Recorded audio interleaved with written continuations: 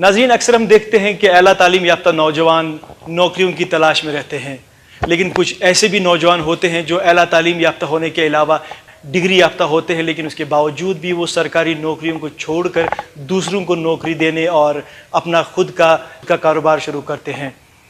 تو ایسے ہی ایک نوجوان ہمارے ساتھ ہیں، انہوں نے ایئر کرافٹ انجینئرنگ کی ہے اور اتنی بڑی ڈگری کے بعد بھی انہوں نے سرکاری نوکری نہ کرتے ہوئے اپنا ایک خود کا بزنس شروع کیا ہے۔ میں نے ایئر کرافٹ انجینئرنگ کی ہے ممبئی سے اور بہت ہی اچھے گریڈ سے پاس بھی کیا۔ اس کے بعد میں ایئر کرافٹ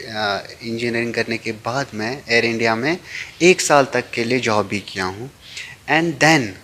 اس کے 1 سال جاب کرنے کے بعد میں نے اپنی مرضی سے جاب چھوڑی ہے، and then I shifted back to Kashmir. میں نے خود اپنی مرضی سے جاب اس لیے چھوڑی because I always wanted to be in Kashmir, and you see کہ کشمیر میں ابھی ایئر کرافٹس کا زیادہ اسکوپ نہیں ہے، so I don't want to go back. اور آئی ڈونٹ تھنک کہ ہم جب پڑھائی کرتے اٹس امپورٹنٹ کہ ہم اسی فیلڈ میں آگے بڑھیں۔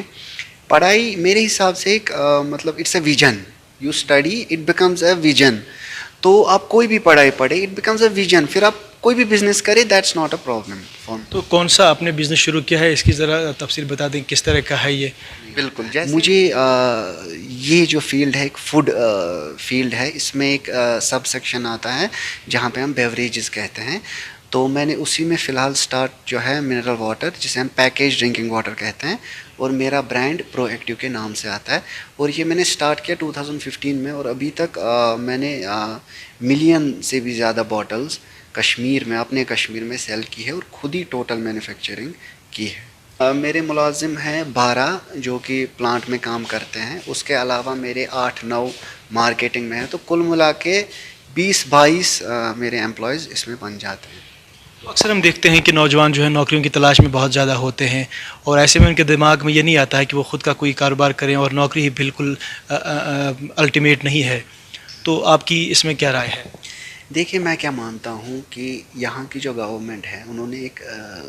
غلط ہی ویژن بچوں کو دیا ہے جو ینگسٹرز ہے، کہ اگر آپ کو جاب نہیں مل رہی ہے تب جا کے آپ انٹرپرینیور بنو،